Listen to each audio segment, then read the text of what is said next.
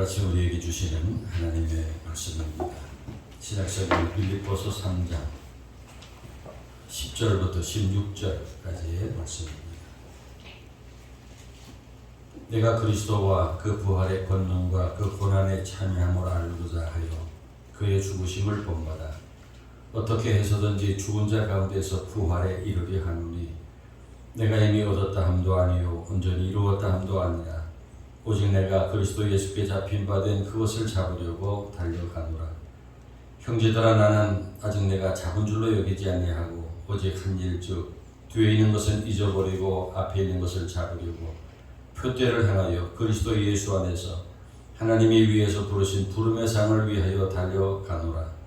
그러므로 누구든지 우리 온전히 이룬 자들은 이렇게 생각할지니 만일 어떤 일에 너희가 달리 생각하면 하나님이 이것도 너희에게 나타내시리라.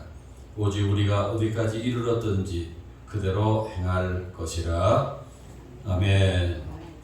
하나님의 말씀입니다. 남편들이 살다가 너무 힘이 들 때면은 지갑에 있는 와이프 사진을 꺼내본답니다. 그러면서 내가 이런 여자하고도 살고 있는데 세상에 못할 일이 뭐가 있겠나 하면서 힘을 낸다고 합니다. 반대로 여자들도 살다가 힘이 들면 지갑에 있는 남편 사진을 꺼내보며 생각합니다. 내가 이런 인간도 사람 만들었는데 세상에 못할 일이 어디 있나 하면서 힘을 낸다고 합니다. 사람은 무엇인가에 매여서 사는 존재입니다. 그렇게 매여서 사는 것이 힘이 들기도 하지만은 결코 나쁜 것은 아닙니다. 여러분, 배우자의 간섭이 싫다고 부모님의 간섭이 싫어서 자유롭게 살겠다고 가출을 했다고 가정을 해봅시다. 가정이라는 울타리를 벗어나서 자유롭고 행복할까요? 절대 그렇지 않습니다. 자유가 아니라 당장 눈보라치는 허벌판에 홀로 서게 되는 것입니다. 당장 어디 가서 뭐를 먹어야 할지, 또 어디 가서 어떻게 잠을 자야 될지, 또 무슨 일을 해야 될지 당장 고민에 빠지고 두려움에 빠지게 됩니다. 양이나 닭 같은 가축을 생각해 봅시다. 주인의 울타리를 벗어나면은 자유롭고 행복할까요? 결코 그렇지 않습니다. 울타리를 벗어나면은 바로 늑대나 멧돼지나 맹수들에게 노출되고 위험에 빠지게 됩니다. 식량을 구하지 못해서 굶어 죽게 됩니다. 주인의 울타리를 벗어나면 한마디로 공포와 굶주림이 기다리고 있는 것입니다. 그러니까 우리는 어디 또 누구에게 적당히 매어서 사는 것이 안전하고 행복한 것입니다. 특별히 그리스도인 된 우리들에게는 마땅히 매어 있어야 할 것이 있습니다. 우리 2주일 전에 우리에게 그 울타리가 주 안에서, 주 안에서라는 것이라고 말씀드렸습니다. 주 안에 거하는 것, 주 안에서 기뻐하는 것이 안전하다고 말씀드렸습니다. 오늘 본문에서 바울은 자신을 예수께 잡힌 바 된 존재라고 고백하고 있습니다. 본문 12절에 내가 이미 얻었다 함도 아니요 온전히 이루었다 함도 아니라 오직 내가 그리스도 예수께 잡힌 바 된 그것을 잡으려고 달려가노라 그랬는데, 여기에서 내가 그리스도 예수께 잡힌 바 된 그것을 잡으려고 달려가노라고 하는 이 대목을 공동 번역 성경으로 보면은 그리스도 예수께서 나를 붙드신 목적이 바로 이것입니다 라고 번역이 되어 있습니다.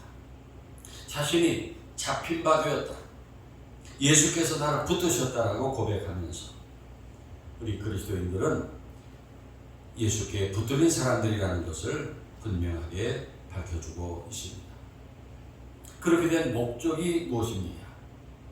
영어 성경에서 이 대목을 보면은 나는 그가 나를 붙든 것을 계속 붙들려고 한다라고 되어 있어요.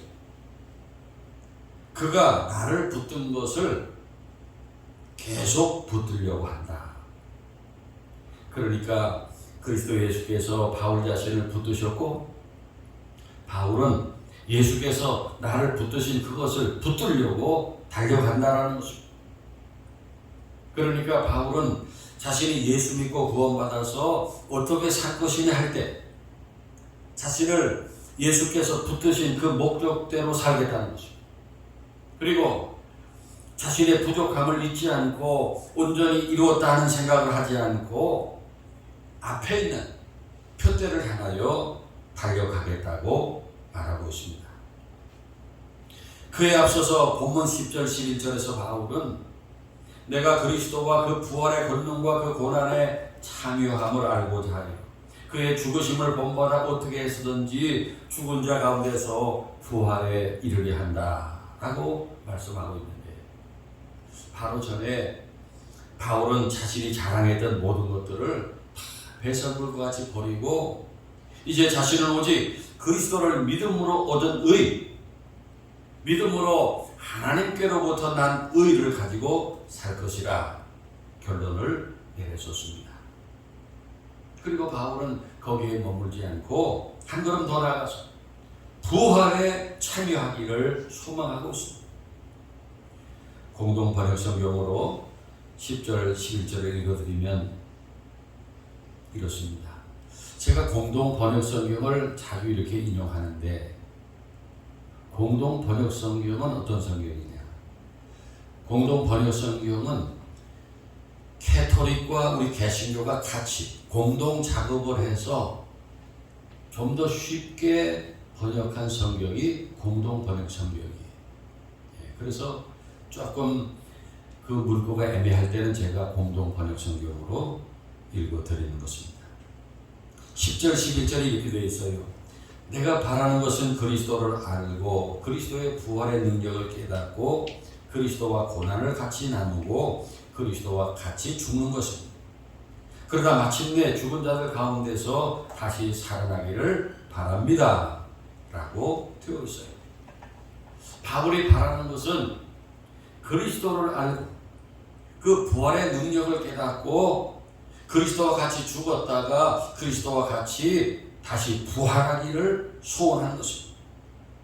믿음의 단계가 부활에까지 이루고 있습니다. 오늘 아침 이 자리에 나오신 여러분들의 믿음은 어느 단계일까요? 부활의 확신과 기쁨의 단계에 올라가 있습니까? 그리고 잘 믿기 위해서 노력하는 단계에 올라가 있습니까?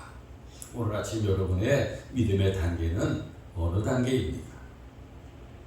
세상에서 기도가 응답되고 문제가 해결되고 질병이 고침받고 자녀가 잘되고 부자가 되어서 남부럽지 않게 살고 싶은 단계입니까? 좋습니다마는 아직 믿음의 수준이 세상에 머물러 있는 것입니다. 요즘 여러분은 내가 앞으로 올라가게 될 천국에 대해 생각해 보신 일이 있습니까? 천국이 어떤 곳인가? 영원히 산다는 것은 어떤 것인가? 요한계시록에 표현된 그런 아름다운 나라가 정말 있을까? 내가 천국에 들어갈 때 어떤 몸으로 어떤 모습으로 들어가게 될까? 나의 부활은 어떤 부활일까? 생각해 보신 일이 있습니까? 성경은 우리의 시선을 저 앞에 저 미래에 두라고 말씀하십니다. 내 인생의 마지막 순간 그리고 그 다음에 들어가게 될 천국을 바라보라고 말씀합니다. 우리의 목적을 그 멀리 앞에 두고 오늘을 살라고 가르칩니다. 그런데 우리는 저 앞을 보지 않고 현재 내가 살고 있는 세상만 내려다봅니다. 그리고 전적으로 거기에 매여서 살아가고 있습니다. 우리가 바라볼 시선이 잘못되어 있는 것입니다. 저 멀리 미래를 바라보지 못하고 내 발밑만 내려다보고 있습니다. 그것이 우리의 신앙의 수준입니다. 그러나 오늘 바울은 자신이 그리스도의 부활을 따라 자신도 부활에 이루고 싶다고 소망합니다. 이미 우리 곁에 계시던 많은 교우들이 벌써 그 인생의 마지막 문을 나가서 천국으로 올라갔었어요. 그리고 지금 우리들도 그 뒤를 따라가고 있습니다. 그 길로 걸어갈 시간도 많이 남지 않았습니다. 그러므로 이제 우리도 바울처럼 내가 가게 될 그곳에 대해 관심을 가지고 믿음의 준비를 해야 합니다. 아무런 준비 없이 그 순간이 다시면 얼마나 당황스럽겠습니까? 준비해야 합니다. 정말 오늘 우리들에게 그 어떤 일보다도 중요한 일이 그것입니다. 저 앞에 우리를 기다리고 있는 그 순간을 준비하고 들어가게 될 천국을 소망하는 것입니다. 바울은 그런 부활의 소망, 영원한 소망을 가슴에 품고 우리가 볼 때는 너무나 위대한 사도이고 믿음의 사람이었지만은 결코 거기에 머물지 않고 앞을 향해서 달려가는 사람이었습니다. 항상 그 자리에 안주하려고 하지 않고 좀 더 높은 단계로 올라가려고 했습니다. 오늘 12절부터 14절까지의 말씀을 다시 공동 번역 성경으로 읽어드리겠습니다. 나는 이 희망을 이미 이루었다는 것도 아니고 또 이미 완전한 사람이 되었다는 것도 아닙니다. 다만 나는 그것을 붙들려고 다름질 뿐입니다. 그리스도 예수께서 나를 붙으신 목적이 바로 이것입니다. 형제 여러분, 나는 그것을 이미 붙들었다고 생각하지 않습니다. 다만 나는 내 뒤에 있는 것을 잊고 앞에 있는 것만 바라보면서 목표를 향하여 달려갈 뿐입니다. 하나님께서는 그리스도 예수를 통하여 나를 부르셔서 높은 곳에 살게 하십니다. 그것이 나의 목표이며 내가 바라는 삶입니다. 아멘. 이 말씀을 자세히 읽어보면 그리스도께서 바울을 붙드신 목적이 언제나 현재 단계에 만족하지 말고 저 앞에 있는 것을 바라보면서 달려가는 것이라고 말하고 있습니다. 그러니까 오늘 본문에서 바울은 우리들에게 신앙생활의 중요한 특성에 대해서 가르쳐주고 있는 것입니다. 그렇게 훌륭한 믿음의 위인이 그 높은 단계에 올라가서도 거기에 만족하지 않고 다시 저 앞에 있는 표대를 향해서 하나님께서 예비하신 부름의 상을 향하여 달려간다는 것입니다. 그러니까 신앙생활은 자전거를 타는 것과 같습니다. 자전거를 타고 넘어지지 않으려면 계속 페달을 밟고 앞으로 달려가야 합니다. 그렇지 않고 속도를 줄이고 머뭇거리면 옆으로 넘어지게 됩니다. 신앙생활이 꼭 그와 같다라는 것입니다. 그래서 15절, 16절을 공동번역 성경으로 읽어드립니다. 그러므로 믿음이 성숙한 사람은 모두 이와 같은 마음가짐으로 살아가야 합니다. 만일 여러분이 어떤 문제에 관해서 다른 생각을 품었더라도 하나님께서는 그것까지도 분명히 가르쳐 주실 것입니다. 어쨌든 우리가 이미 이룬 것을 바탕으로 해서 다 같이 앞으로 나아갑시다 라는 말씀이에요. 아멘입니까? 여러분, 바울은 자신의 부족함을 알았습니다. 이것이 우리 신앙생활에 절대 필요한 태도예요. 하나님은 교만한 자를 대적하시고 겸손한 자에게 은혜를 베푸십니다. 우리는 자신의 부족함을 잊지 말아야 됩니다. 부족한 것이 얼마나 많아요. 모든 것이 다 부족합니다. 이것을 기억할 때 우리는 겸손할 수 있고 그 결과 하나님의 은혜를 받아서 더 성숙한 단계로 나아가게 됩니다. 본문 12절에서 내가 이미 얻었다 함도 아니 온전히 이뤘다 함도 아니라 했는데 바울은 그가 이미 얻었어야 할 것을 완전히 얻었다 생각하지 않았어요. 아직은 얻지 못했다는 것입니다. 그리고 온전히 이루지도 못했어요. 실제로 그랬지 않습니까? 바울이 지난주에 말씀에서 가장 고상한 예수 그리스도를 아는 지식을 얻었다고 했는데 고린도전서 13장 9절에 보면은 바울이 이렇게 고백합니다. 우리는 부분적으로 알고 부분적으로 이해한다. 우리는 하나님의 나라에 대해서 그리스도 예수에 대해서 그리고 복음의 진리에 대해서 알지만 어디까지나 부분적으로 알 뿐이에요. 장님이 코끼리 만지는 것과 같습니다. 부분적으로는 알고 이해하는 것입니다. 부족한 것입니다. 또 바울이 그리스도를 믿는 믿음으로 하나님 주신 의를 얻었지만은 연약한 육신을 가지고 살기 때문에 자주 실수하고 넘어집니다. 그때 계속 예수님의 십자가의 보혈로 죄 씻음을 받아야 돼요. 또 바울은 예수 안에서 주님이 주시는 권능도 받았어요. 그 권능으로 많은 사람들의 병을 고쳐주었습니다. 귀신도 쫓아내고 죽은 사람도 살렸습니다. 대단한 영적 권세가 능력이 바울에게 있었습니다. 그러나 정작 자신의 몸에 있는 아픈 가시는 없앨 수가 없었습니다. 고린도후서 12장 7절을 읽어드립니다. 여러 계시를 받은 것이 지극히 크므로 너무 자만하지 않게 하시려고 내 육체에 가시고 사탄의 사자를 주셨으니 이는 나를 쳐서 너무 자만하지 않게 하려 하심이라. 그래서 하나님은 바울이 받은 은사가 너무 많아서 자만하지 않기를 바라셨어요. 그래서 바울의 육체에다가 가시를 박아두셨어요. 그랬을 때 바울은 그 가시가 자신을 겸손하게 하시는 하나님의 은혜임을 깨닫고 그 가시에 대해서 오히려 기뻐하고 감사했어요. 때문에 바울은 많은 은사와 능력을 받아서 사역하는 사도였지만은 결코 자만할 수 없었어요. 그래서 그리스도께 붙잡힌 그것을 향해서 달려간다고, 앞을 향해서 표대를 향해서 달려간다고 고백하고 있습니다.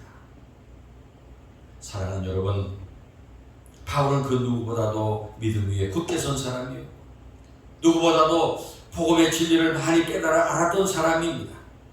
그런 위대한 바울이 자신에 대해서 아직 얻고자 한 것을 얻지 못했고 온전함에 이르지 못했다고 고백한다면 우리는 두말할 것이 없습니다. 우리는 바울보다 더 겸손하게 엎드려야 하고 더 최선을 다해 달려가야 합니다. 이와 같이 신앙 성숙의 첫걸음은 자신의 부족을 깨닫는 것입니다. 우리가 우리의 부족함을 깨닫게 될 때에 우리는 더욱 겸손하게 하나님의 은혜를 사모하게 되고 그 결과 하나님의 은혜를 풍성하게 받아서 그만큼 영적으로 더 성숙하게 될 것입니다. 그러나 자만해서 이미 다 한다고 다 이루었다고 착각하면은 그 이상의 성숙은 있을 수 없어요. 그리고 위선과 외식에 빠지게 되고 말 것입니다. 그러므로 오늘 아침 우리도 바울과 같이 우리의 부족함을 깊이 깨닫고 잊지 않기를 바랍니다. 겸손한 마음으로 하나님의 은혜를 더욱 사모하기를 바랍니다. 그래야 우리도 하나님의 은혜를 매일 풍성하게 받아서 날마다 영적으로 성장하고 성숙해 가기를 바랍니다. 술을 좋아하고 늘 세상적으로 살던 사람이 항상 걱정거리가 있었습니다. 내가 이렇게 살다가 죽으면은 틀림없이 지옥 갈 텐데 하는 것이 큰 걱정이었어요. 그러다 정말 죽었어요. 그런데 베드로가 문 밖에 딱 서 있다가 그렇게 묻습니다. 너 천당 갈래 지옥 갈래? 자기는 그냥 지옥으로 직행할 줄 알았는데 베드로가 천당 갈래 지옥 갈래 이렇게 물어가지고 아직도 나에게 선택권이 있습니까? 그러면은 나에게 좀 천당하고 지옥을 구경시켜 주십시오. 그랬더니 먼저 베드로가 이 사람을 천당으로 데려갔어.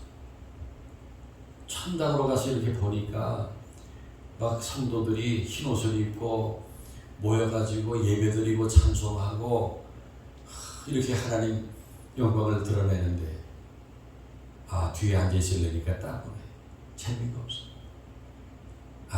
나는 이 체질이 이 천국 체질이 아니구나. 그래서 이번에는 지옥을 좀 보여주십시오. 그래서 이제 지옥으로 가서 보니까 지옥을 보니까 막 카지노도 있고요, 술집도 있고요, 사람들이 막 술 취해서 돌아다니고 아주 자기 마음에 딱 들어. 야, 나는 체질이 여기다. 지옥 체질이다.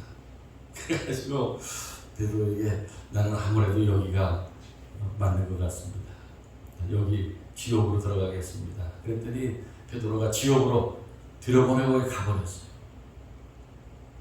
들어가니까 그 지옥을 지키는 그 관리가 이리와라 해서 깜깜한 불 속으로 데려가더니 뜨거운 불 속으로 들어가서 일을 하는 거예요.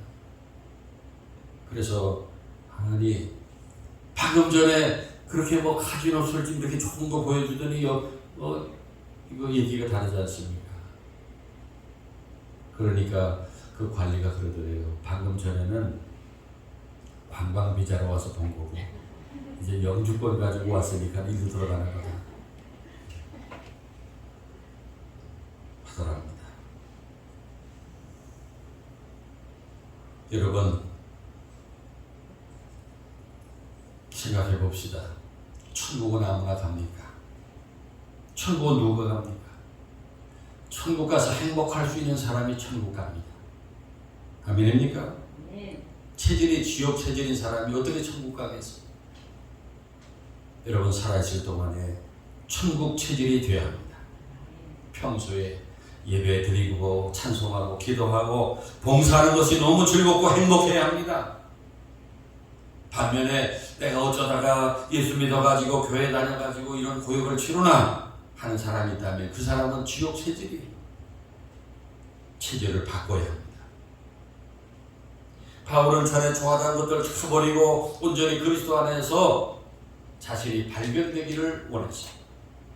그리스도 안에서 내가 누구인가, 내가 할 일은 무엇인가를 발견하게 되었어요. 그리고 하나님이 위에서 부르신 부름의 상을 위해서 달려가는데 12절과 14절에 반복되는 말이 달려가노라. 능동적인 자세예요. 더 이상 제자리에 머물러 있는 것이 아니라 받은 바를 더 크게 만들고 얻은 바를 나누고 더 큰 상을 얻고자 달려가는 것입니다. 달려간다고 하는 말은 배우고 나누고 봉사하는 삶을 열심히 사는 것을 말합니다. 그것이 예수께 붙잡힌 사람의 모습입니다. 미국 건국의 아버지 중 한 사람이 벤자민 프랭클린이라는 분입니다. 이분이 굉장히 다방면에 업적을 많이 남긴 사람입니다. 정치가로, 사업가로, 또 발명가로 다방면에 많은 업적을 남겼는데 미국 그 돈 100달러에 나오는 그 사진이 이 벤자민 프랭클린. 여러분 TV에 그 100달러짜리 이렇게 쫙쫙 보여줄 때 그 그림이 벤자민 프랭클린.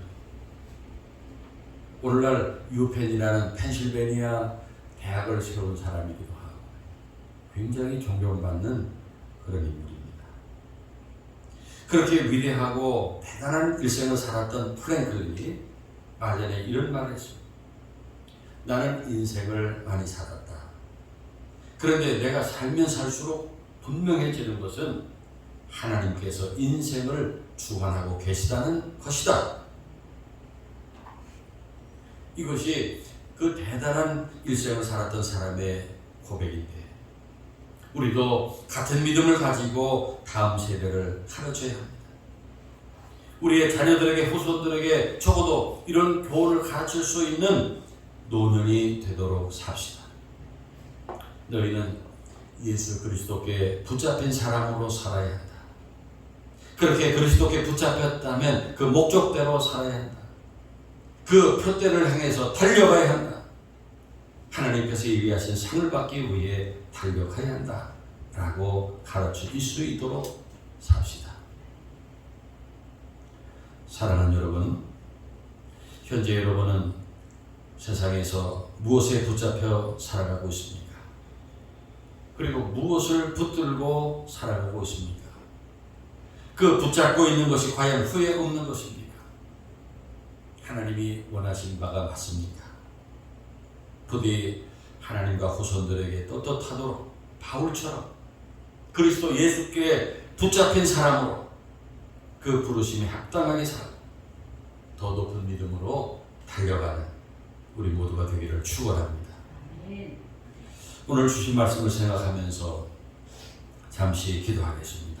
우리도 바울처럼 그리스도 예수에 붙잡힌 사람으로 살기를 원합니다. 항상 자신의 부족함을 기억하고 겸손하게 달려가게 하옵소서.